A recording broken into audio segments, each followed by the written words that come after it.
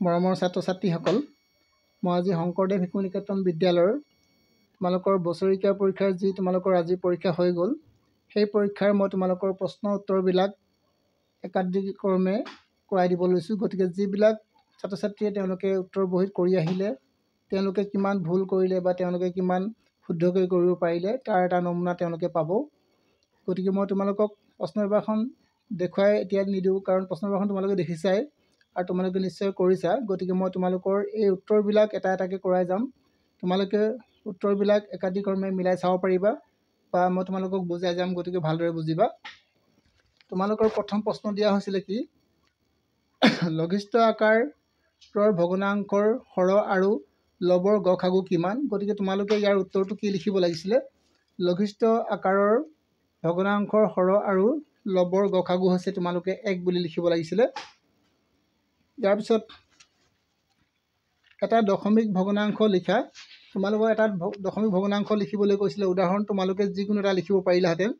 এটা দশমিক ভগ্নাংশ হ'ল তোমালোকে 100 ভাগৰ 23 লিখিব পাৰিবা, বা 10 ভাগৰ 3 লিখিব পাৰিবা, বা 1000 ভাগৰ 25 লিখিব পাৰিবা, যি ধৰণৰ লিখিলে হ'ব। গতিকে মই তোমালোকক এটা উদাহৰণ দেখুৱাইছোঁ, 100 ভাগৰ 23।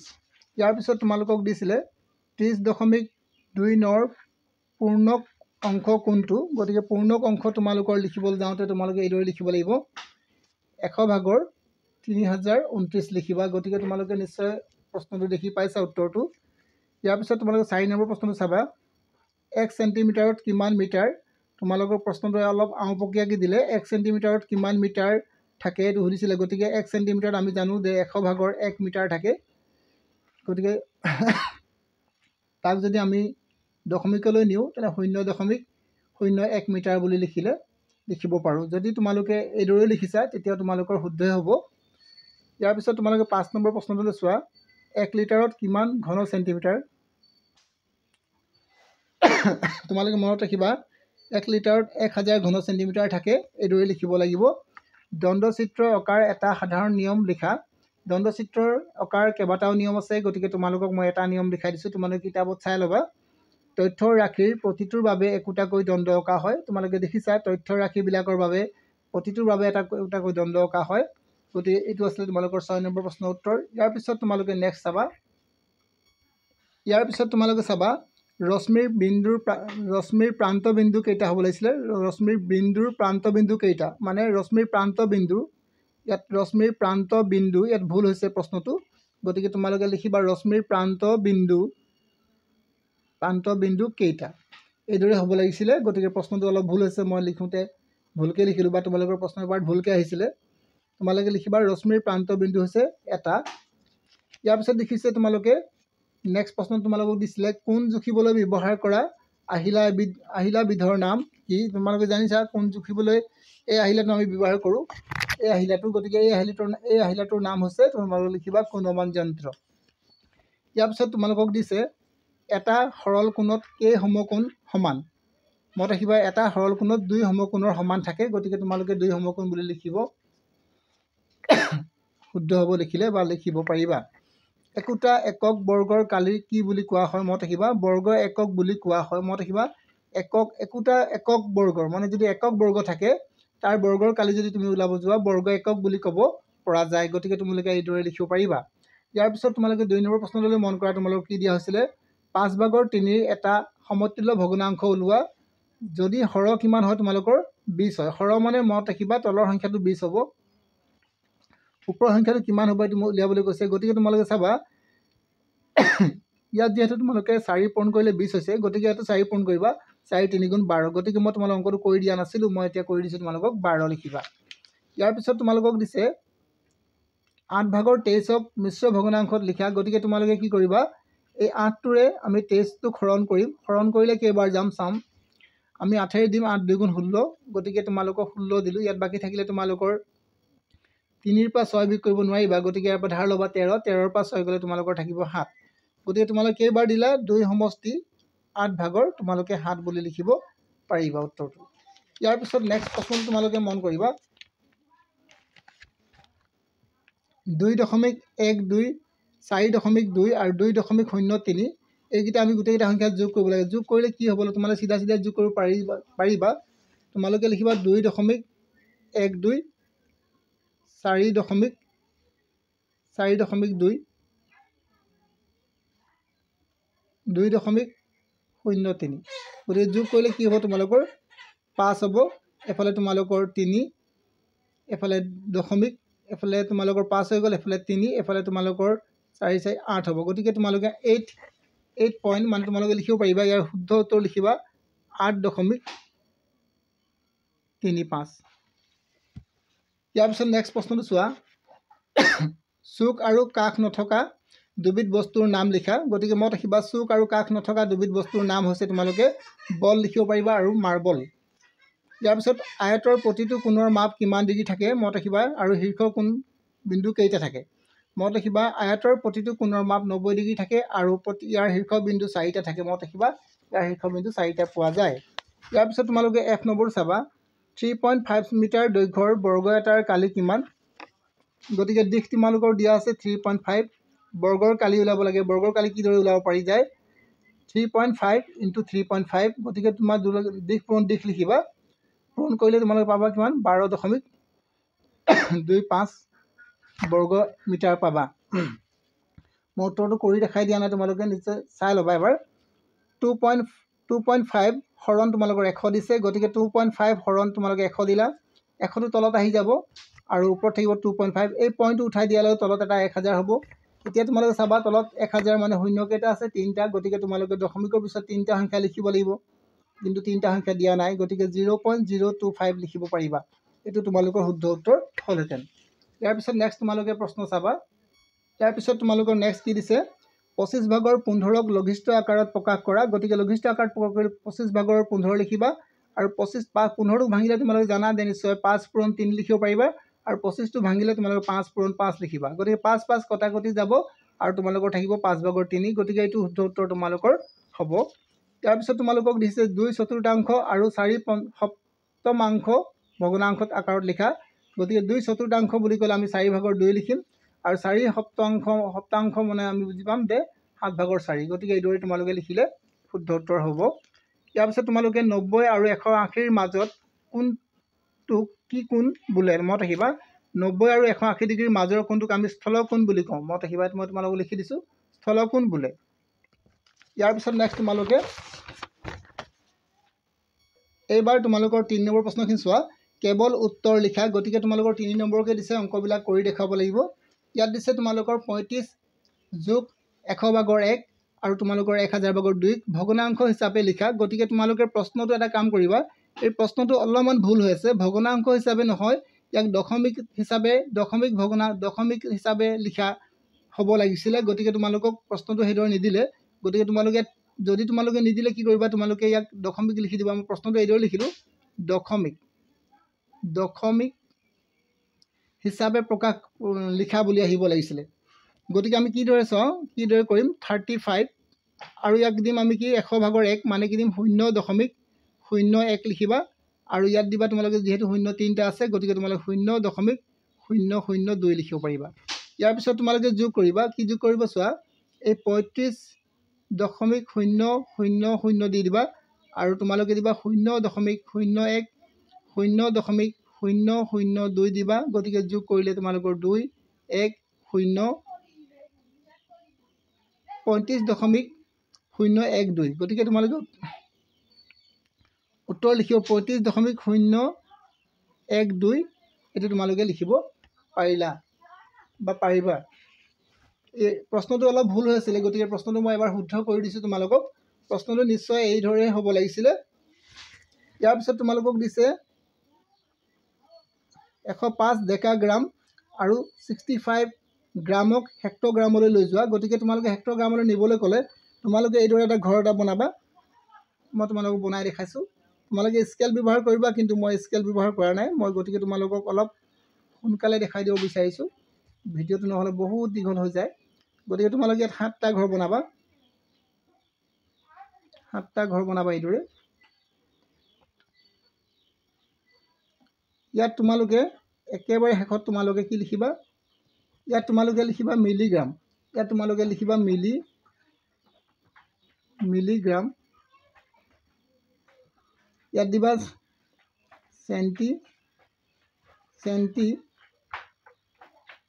চেণ্টিগ্ৰাম। ইয়াত দিবা ডেচিগ্ৰাম, ইয়াত দিবা গ্ৰাম, ইয়াত দিবা তোমালোকে ডেকাগ্ৰাম, আৰু ইয়াত দিবা তোমালোকে হেক্টগ্ৰাম, আৰু ইয়াত দিবা তোমালোকে কিলোগ্ৰাম। এইদৰে তোমালোকে লিখি ল'বা কিলোগ্ৰাম। গতিকে তোমালোকে ইয়াত ডেকাগ্ৰাম আছে 0.105, গতিকে ডেকাগ্ৰাম ক'ত আছে আমি চাম ইয়াত। গতিকে ইয়াত আমি লিখিম 5, ইয়াত লিখিম 0, ইয়াত লিখিম 1। আৰু তোমালোকৰ হেক্টগ্ৰাম গ্ৰাম আছে, গ্ৰাম ক'ত আছে আমি চাওঁ 65 কিলোগ্ৰাম। তোমালোকক দি আছে কিমান ডেকাগ্ৰাম। ডেকাগ্ৰাম আমি লিখিলোঁ 5, 0 আৰু কি দিলোঁ তোমালোকক। ইয়াক এতিয়া আমি কিহত নিব লাগে, আকৌ দিছোঁ গ্ৰাম। গ্ৰাম ক'ত আছে আমাৰ 65 গ্ৰাম। 65 গ্ৰামক হেক্টগ্ৰামলৈ লৈ যোৱা। গতিকে তোমালোকে এটা কাম কৰিবা, এইদৰে কৰিলে তোমালোকৰ অলপমান খেলি মেলি লাগিব। গতিকে তোমালোকে এইদৰে নকৰিবা, ছবিটো মনত ৰাখি লোৱা। খালি তোমালোকে এই 105 এইটো ডেকাগ্ৰাম আছিলে, ডেকাগ্ৰামক আমি কি কৰিম, যদি আমি ডেকাগ্ৰাম আৰু ইয়াত লিখিম 65 গ্ৰাম। এতিয়া তোমালোকে ডেকাগ্ৰামক কি কৰিব লাগিব, যিহেতু তোমালোকৰ ডেকাগ্ৰাম ইয়াত আছিলে, গতিকে আমি ক'লৈ যাব লাগিব এতিয়া 1, 2, 3। গতিকে আমি কেইটা ঘৰ যাব লাগিব, 1, 2টা ঘৰ যাব লাগিব। গতিকে আমি 2টা ঘৰ গ'লে আমি 1ৰে হৰণ কৰিম। 1ৰে হৰণ কৰিম কাক, 1ৰে আমি হৰণ কৰিলোঁ 105, এইটো কিলোগ্ৰাম হৈ যাব। এতিয়া কি হ'ব কিলোগ্ৰাম। ইয়াৰ পিছত গ্ৰাম আছে, গ্ৰামৰ পৰা আমি ডেকাগ্ৰাম যাম। গতিকে ওপৰত দিম 65, তলত কিহেৰে হৰণ কৰিম, গ্ৰাম ক'ত আছে চোৱা, গ্ৰাম আছে ইয়াত। গতিকে আমি কেইটা ঘৰ যাব লাগিব, 1, 2টা। মানে আমি হেক্টগ্ৰামত যদি হেক্টগ্ৰামলৈ যাওঁ, এতিয়া হেক্টগ্ৰাম দেখিম 1, 2টা। ডেকাগ্ৰামৰ পৰা হেক্টগ্ৰাম, গতিকে আমি 10ৰে হৰণ কৰিব নালাগিব, 1ৰে হৰণ কৰিব নালাগিব। গতিকে তোমালোকে ইয়াত 10ৰে হৰণ কৰিবা। 10ৰে হৰণ কৰিলে কি হ'ব, এইটো তোমালোকৰ হেক্টগ্ৰাম হ'ব।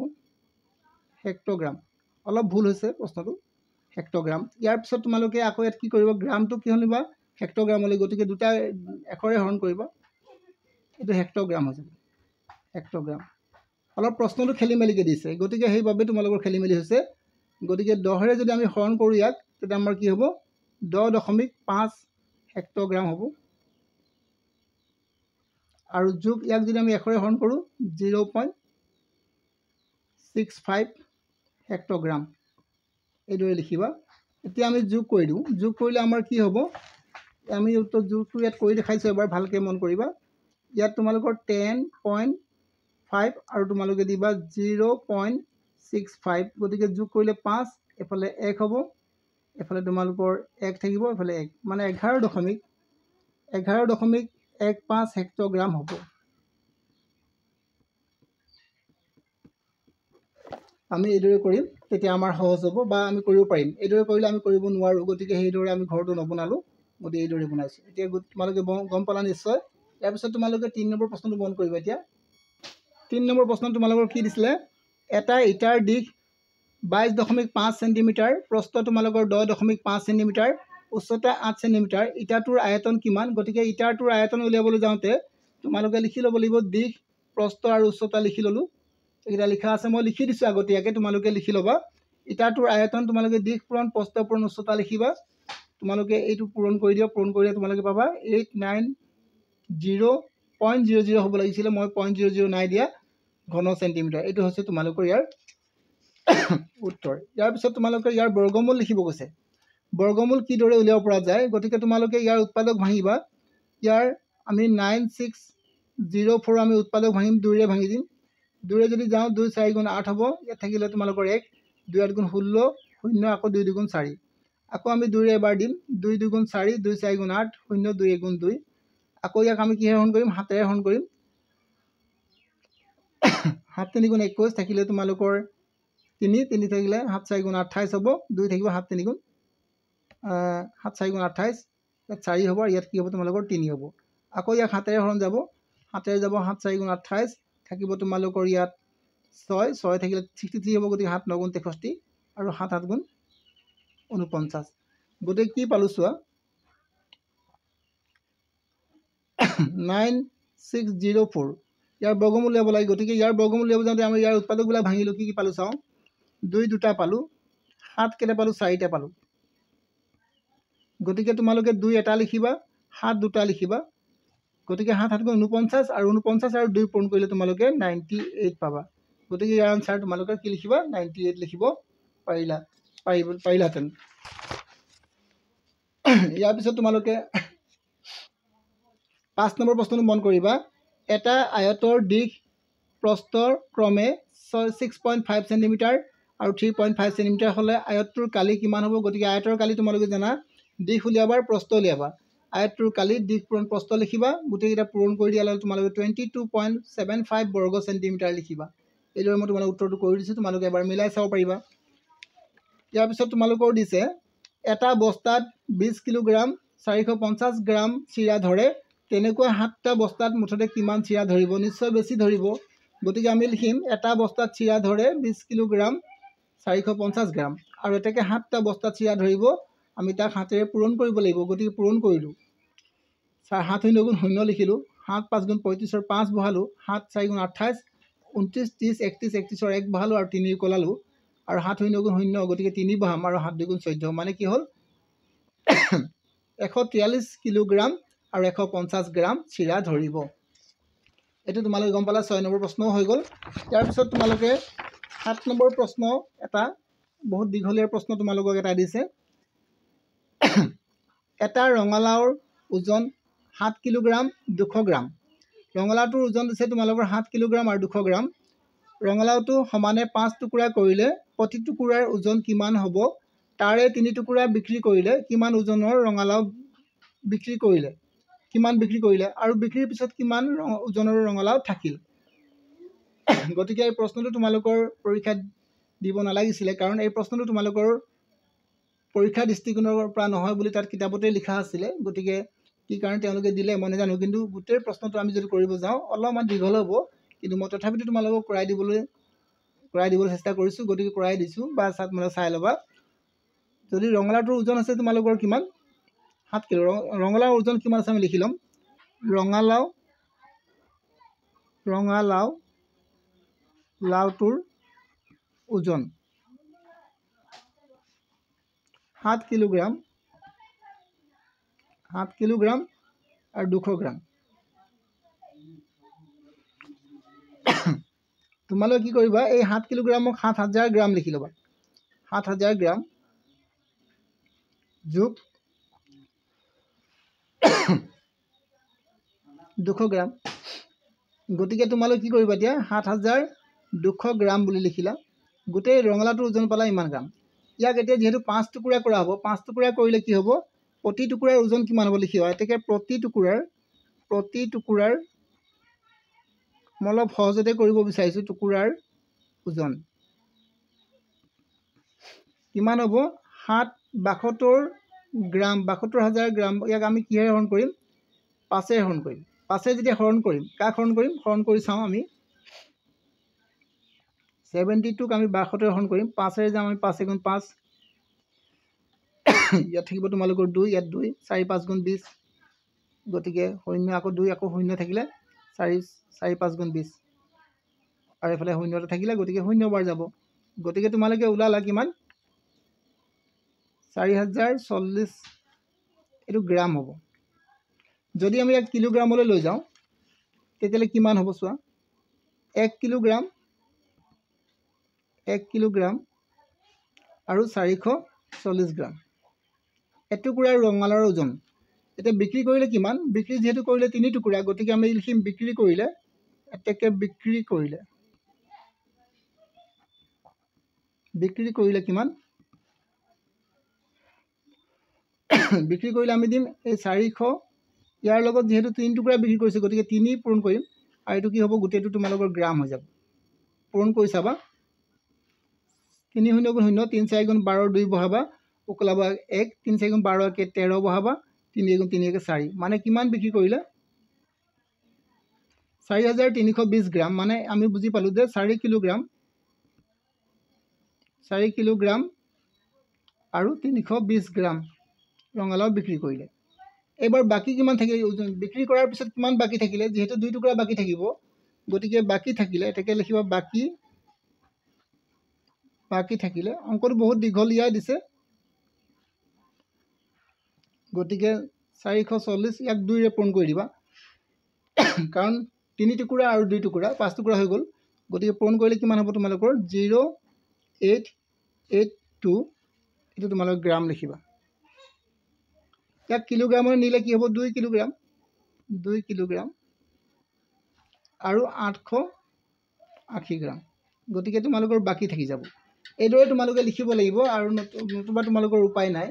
গতিকে তোমালোকে এই প্ৰশ্নটো যদি কিছুমান স্কুলত বদলাইও দিব পাৰে, গতিকে তোমালোকে ভালদৰে তথাপি চাই লোৱা, ভৱিষ্যতে তোমালোকৰ দৰকাৰ হ'ব পাৰে। ইয়াৰ পিছত নেক্সট তোমালোকৰ প্ৰশ্ন কি দিছে চাওঁ আমি। গতিকে তোমালোকে এতিয়া প্ৰশ্নটো চোৱা, বি নম্বৰ প্ৰশ্নটো, সত্যাপন কৰি দেখুওৱা যে ত্ৰিভুজৰ অন্তঃকোণ 3টাৰ সমষ্টি 180 ডিগ্ৰী।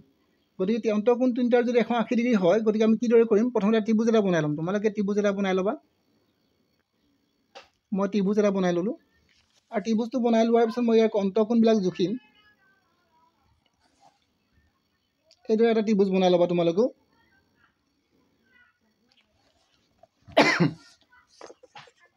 অন্তঃকোণবিলাক বনালা আৰু এই কোণবিলাক জুখিবা। এইটো তোমালোকৰ 90 ডিগ্ৰী ওলাইছে, আৰু এইটো তোমালোকৰ কিমান ডিগ্ৰী ওলাইছে চাই লোৱা।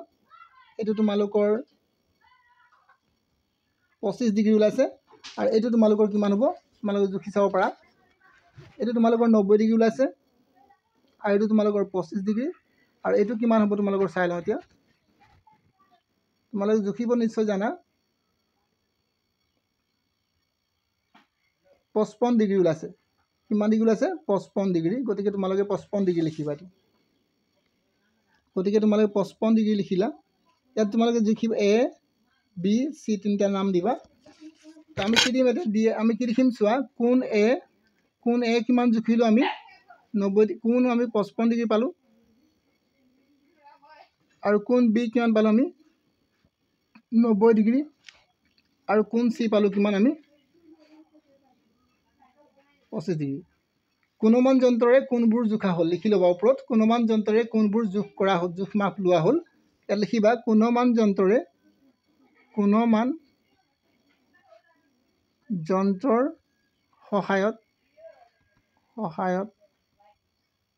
সহায়ত কোণবোৰ জোখ লোৱা হ'ল, এনেকৈ লিখিবা। আৰু গোটেইবিলাক কোণ যোগ কৰি চাবা। এতেকে কি কৰিবা, এতেকে চোৱা, কোণ A প্লাছ কোণ B প্লাছ কোণ C, গতিকে 90 ডিগ্ৰী যোগ তোমালোকে 55 ডিগ্ৰী পালা। কিমান পালা 55 ডিগ্ৰী যোগ 90 ডিগ্ৰী আৰু যোগ 25 ডিগ্ৰী।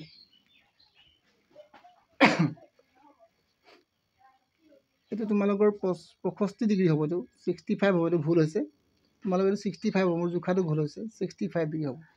গতিকে তোমালোকে ইয়াত 65 লিখিবা। 65 এইটো কি হ'ব তোমালোকৰ 65 হ'ব।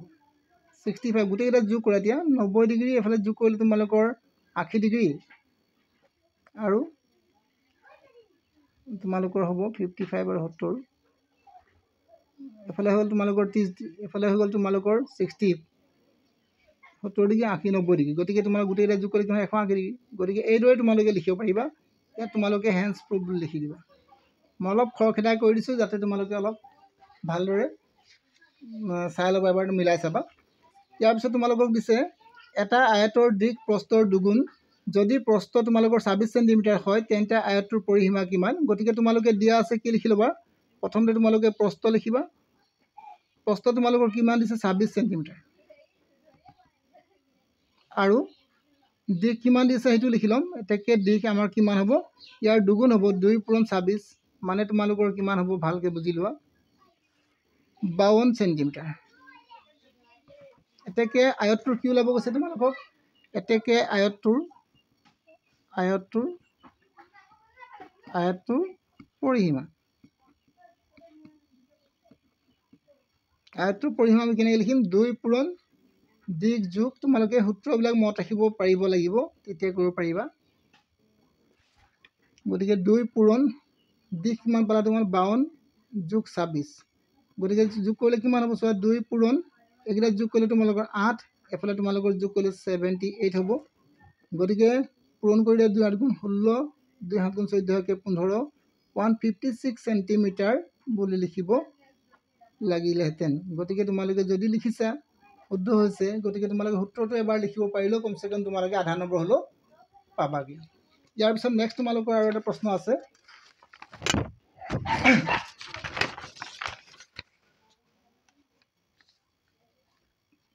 কি দিছে চোৱা এখন মজিয়াৰ দিশ তোমালোকৰ 20 মিটাৰ আৰু পুতল দিছে তোমালোকৰ 25 মিটাৰ মজিয়াখনৰ 2 বৰ্গ মিটাৰ টাইল লগাবলৈ কিমান সংখ্যক টাইলৰ প্ৰয়োজন হ'ব প্ৰথমতে মজিয়াখনৰ আমি কালি উলিয়াই ল'ম মজিয়াখনৰ আমাৰ কি দিয়া আছে আমি লিখি ল'ম দিশ কিমান দিয়া আছে লিখি লোৱা তোমালোকে দিশ দিয়া আছে তোমালোকৰ 20 মিটাৰ আৰু প্ৰস্থ দিয়া আছে পুতল মানে তোমালোকে প্ৰস্থ বুলি বুজি পাবা প্ৰস্থ দিয়া আছে 15 মিটাৰ গতিকে আমি মজিয়াখনৰ কালি উলিয়াম এতেকে মজিয়াখনৰ কালি কিদৰে উলিয়াম চোৱা দিশ পূৰণ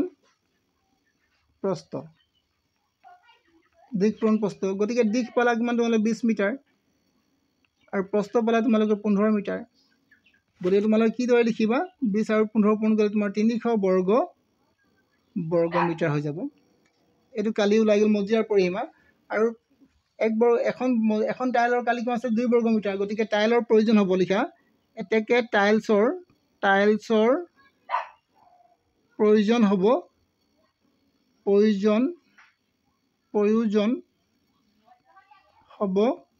তোমালোকে 300টো হৰণ কৰিব লাগিব কিহেৰে 2ৰে গতিকে তোমালোকে 150 টাইলছৰ প্ৰয়োজন হ'ব 150টা মনত ৰাখিবা 150টা টাইলছৰ প্ৰয়োজন হ'ব এই বুলি তোমালোকে লিখিব লাগিব ইয়াৰ পিছত আকৌ দিছে তোমালোকৰ 15.9 আৰু 9.8ৰ লগত কিমান যোগ কৰিলে ইমান পোৱা যাব গতিকে প্ৰথমতে এই সংখ্যা দুটা যোগ কৰি লোৱা 15 কি দিবা 15.9 যোগ 9.8 এইকেইটা সংখ্যা যোগ কৰি লওঁ আমি যোগ কৰিলে কিমান 15.9 পাতিবা আৰু 9.8 পাতিবা হ'লে যোগ কৰিলে কিমান হ'ব চোৱা 27 17 হ'ল 17 7 বহিলে কৰিলে 1 14 কে 15 এফালে তোমালোকৰ 1 থাকিলে 2 গতিকে 25 কি ওলালে 25.7 পালোঁ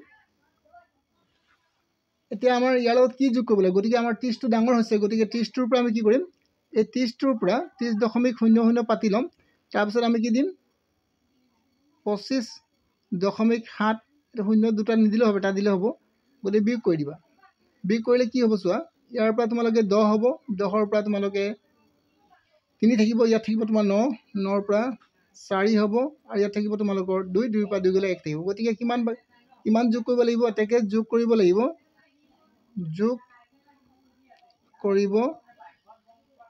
লাগিব কিমান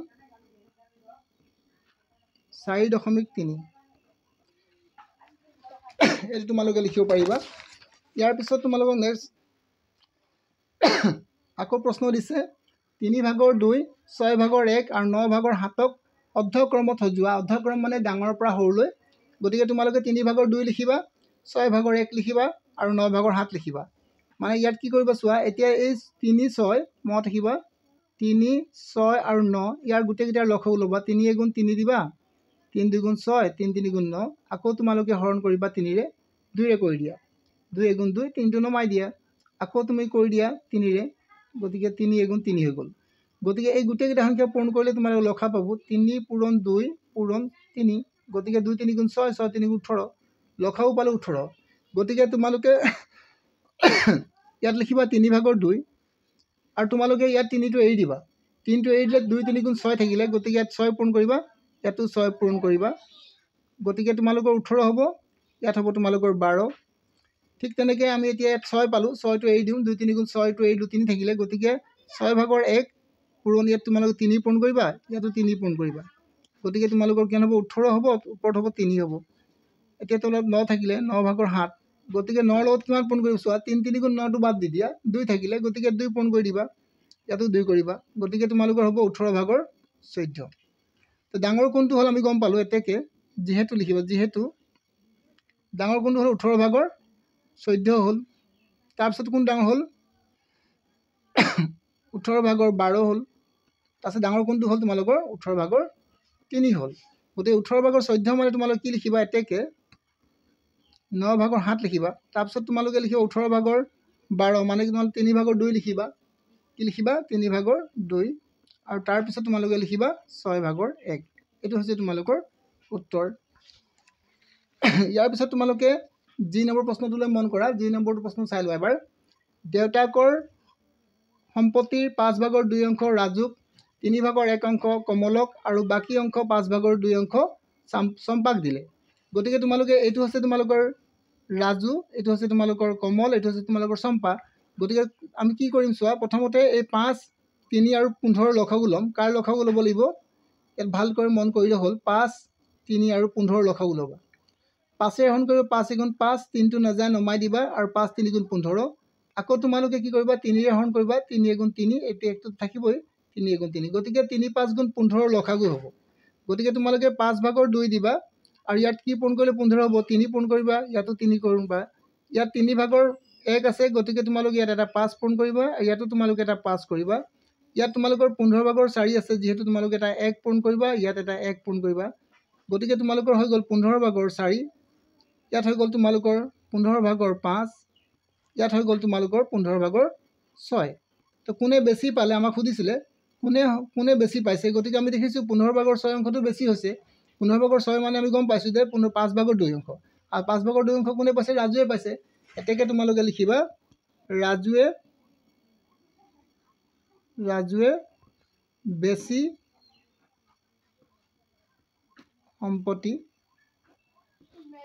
সম্পত্তি পালে এইদৰে তোমালোকে লিখিব পাৰিলাহেঁতেন ইয়াৰ পিছত নেক্সট তোমালোকে চাবা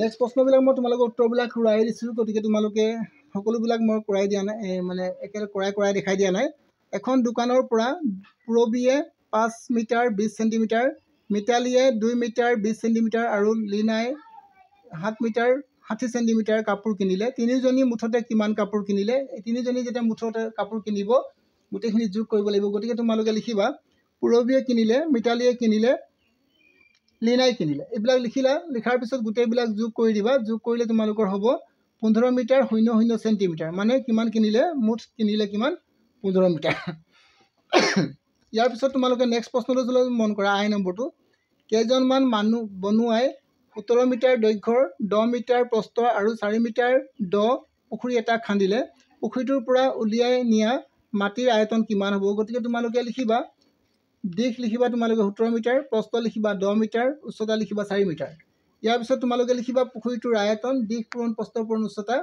গতিকে গোটেইটা পূৰণ কৰিলে তোমালোকৰ 680 ঘন মিটাৰ হ'ব মানে মাটিখিনিৰ আয়তন হ'ব তোমালোকৰ 680 ঘন মিটাৰ এইদৰে তোমালোকে লিখিব পাৰিলাহেঁতেন গতিকে ভালদৰে চাই ল'বা এবাৰ ইয়াৰ পিছত তোমালোকৰ এইটো হৈ গ'ল ইয়াৰ পিছত নেক্সট প্ৰশ্ন তোমালোকৰ আছিলে ইয়াৰ পিছত দিছে তোমালোকৰ 15 12 লখাগু আৰু গখাগু ওলোৱা বৈদিক গণিতৰ নিয়মেৰে গতিকে তোমালোকে লিখিবা 15 আৰু 12ক বিভাজ্য হয় কিহেৰে 3ৰে গতিকে আৰু 12 আৰু 15 লখাগু হ'ব তোমালোকৰ 60 পালোঁ কাৰণ আমি এইদৰে 60 পালোঁ কাৰণ আমি কি কৰিছোঁ ইয়াত 12 আৰু 15 লখাগু পালোঁ 3 গতিকে কিদৰে পালোঁ চোৱা 3ক আমি 4ৰে পূৰণ কৰিলোঁ 3ক 15টোক আমি কিহেৰে পূৰণ কৰিব পাৰোঁ 3ৰেও পাৰোঁ আৰু ইয়াকো পাৰোঁ আৰু এই 60টোক 15ৰে হৰণ কৰিব পাৰোঁ আৰু 12ৰে হৰণ কৰিব পাৰোঁ গতিকে ইয়াৰ 60 হৈছে ইয়াৰ লখাগু এইটো তোমালোকে ইমান লাগে চাই ল'বা মই বেছি ভালকৈ বুজাই দিয়া নাই তোমালোকে নিজে চাই ল'বা এবাৰ ইয়াৰ পিছত তোমালোকৰ 5 নম্বৰ প্ৰশ্নটোলৈ মন কৰা সূত্ৰ লিখি চিত্ৰ অঁকা 2 নম্বৰকৈ দিয়া আছিলে আয়তীয় ঘনক সূক্ষ্মকোণ সমকোণী ত্ৰিভুজ আয়তীয় ঘনক কাক বুলি কোৱা তোমালোকক মই ইয়াত লিখিয়ে দিছোঁ চোৱা বাকচ আকৃতিৰ বস্তুবোৰক যেনেকৈ আমাৰ যাৰ দিশ প্ৰস্থ উচ্চতা বেলেগ বেলেগ থাকে আয়তীয় ঘনক বোলে এইদৰে তোমালোকে লিখিব পাৰিবা আয়তীয় ঘনকৰ ছবি এটাও বনাই দিছোঁ তোমালোকক ইয়াৰ পিছত তোমালোকক ভিডিঅ'টো বৰ দীঘল হৈ গৈছে গতিকে মই তোমালোকক অলপ ছুটি কৰিব বিচাৰিছোঁ অলপ সোনকালে দেখুৱাই দিছোঁ ইয়াৰ পিছত তোমালোকৰ দিছে 90 ডিগ্ৰীতকৈ ডাঙৰ আৰু 90 ডিগ্ৰীতকৈ সৰু কোণবোৰক আমি সূক্ষ্ম কোণ বুলি কওঁ। ছবি এটা বনাইছোঁ 60 ডিগ্ৰী। সমকোণী ত্ৰিভুজ কাক বুলি কয়? যিবোৰ ত্ৰিভুজৰ এটা কোণৰ মাপ 90 ডিগ্ৰী থাকে তেনে ত্ৰিভুজক সমকোণী ত্ৰিভুজ বোলে। যেনে আমি এটা ত্ৰিভুজ বনাই দিছোঁ, এইটো কোণ 90 ডিগ্ৰী, গতিকে এইটো এটা সমকোণী ত্ৰিভুজ। ইয়াৰ পিছত তোমালোকক নেক্সট আৰু এটা দিয়া আছে, তলৰ তথ্যখিনিক দ্বন্দ্বচিত্ৰৰে প্ৰকাশ কৰে। এখন চিৰিয়াখানাত থকা জন্তুৰ সংখ্যা এনেধৰণৰ, হাতী দিছে 5টা, বাঘ দিছে 8টা, সিংহ দিছে তোমালোকৰ 3টা। ইয়াৰ পিছত তোমালোকক ভালুক দিছে 9টা, বান্দৰ দিছে 14টা, গড় দিছে 4টা আৰু হৰিণা দিছে 12টা আৰু শিয়াল দিছে তোমালোকৰ 10টা। এই চিত্ৰবিলাক, ইয়াৰ পৰা এটা দ্বন্দ্বচিত্ৰ অংকন কৰিব গৈছিলে। চিত্ৰটো মই তোমালোকক অংকন কৰি দেখুৱাই দিছোঁ, গতিকে তোমালোকে এবাৰ ভালদৰে চাই ল'বা। ইয়াত জন্তুৰ নাম লিখিবা। ইয়াত তোমালোকে 1, 2 কেনেকৈ লিখি যাব, মই যেনেকৈ লিখিছোঁ দেখি পাইছে চাগে। মই অলপমান তোমালোকে অলপ সৰু কৰি দিছোঁ ভিডিঅ'টো, যাতে তোমালোকে ভালদৰে দেখি পোৱা। গোটেই চিত্ৰটো তোমালোকে যাতে দেখি পোৱা। দেখিছা নিশ্চয়। অলপ কি কৰিলোঁ, মই গোটেই চিত্ৰটো তোমালোকে দেখাই দিব বিচাৰিছোঁ। এইদৰে তোমালোকে কৰিব পাৰিবা। মই বুজাই দিয়া নাই, তোমালোকে নিজে বুজি ল'বা এবাৰ। যদি তোমালোকে মোৰ আগৰ ভিডিঅ' নাইছোৱা, আগৰ ভিডিঅ'ত তোমালোকে এইবিলাক পাই যাবা। তথাপিতো মই আজি তোমালোকৰ প্ৰশ্ন উত্তৰ কেনেকুৱা হ'ল তোমালোকে কমেণ্টত মোক জনাবা। পৰীক্ষা তোমালোকৰ কেনেকুৱা হৈছে। যদি তোমালোকৰ ভাল হৈছে ভালেই কথা, আৰু যদি তোমালোকৰ পৰীক্ষা অলপ চলপ বেয়া হৈছে তেতিয়া তোমালোকে নেক্সট পৰীক্ষাত ভাল কৰিবলৈ চেষ্টা কৰিবা। আৰু ইয়াকে কৈ মই তোমালোকলৈ আজি সামৰণি মাৰিছোঁ। ইয়াকে কৈ মই তোমালোকলৈ নেক্সট পৰীক্ষাৰ বাবে তোমালোকক শুভেচ্ছা দিছোঁ। শুভেচ্ছা মোৰ থাকিল পৰীক্ষালৈ। আৰু আজিলৈ মই তোমালোক ইমানতে এৰিছোঁ। নেক্সট ভিডিঅ'ত আকৌ লগ পাম। যদি তোমালোকে মোৰ ভিডিঅ'বোৰ চাই উপকৃত হ'ব পাৰা তেতিয়াহ'লে মোৰ চেনেলটো এবাৰ লাইক কৰিবা, শ্বেয়াৰ কৰিবা আৰু ছাবস্ক্ৰাইব কৰিবা।